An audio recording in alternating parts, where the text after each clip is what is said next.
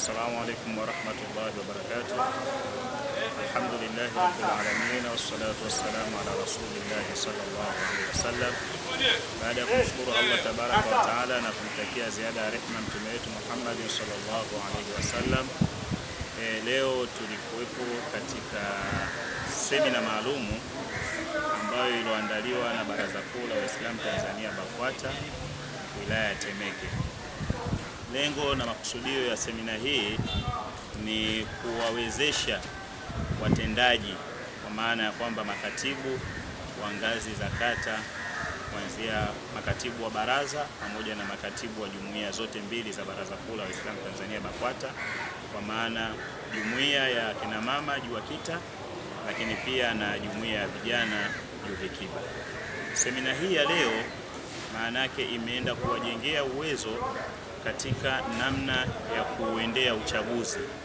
Kikubwa wamepitishwa katika mwongozo, lakini pia wamepitishwa na katika zile kanuni za JUVIKIBA.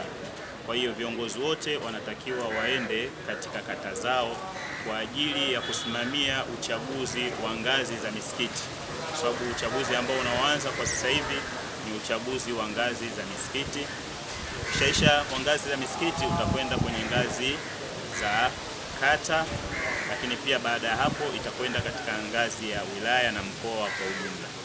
Kwa hiyo shime alaikum, mimi mwenyekiti wa JUVIKIBA wilaya ya Temeke Upendo, napenda kuwatangazia wana JUVIKIBA wote katika wilaya ya Temeke, katika kata zote wajitokeze katika kuchukua fomu katika uchaguzi huu. Ni wakati wetu vijana kuchukua nafasi za uongozi katika baraza. Kwa hiyo niwaombe vijana wote inshallah tujitokeze kwa ajili ya kulitumikia baraza, kwa ajili ya kutumikia Uislamu sambamba na kumtumikia mufti wetu wa Tanzania Sheikh Abubakar Zubeir bin Ali. Lengo kubwa sisi kujiandaa katika nafasi kama viongozi wa baraza.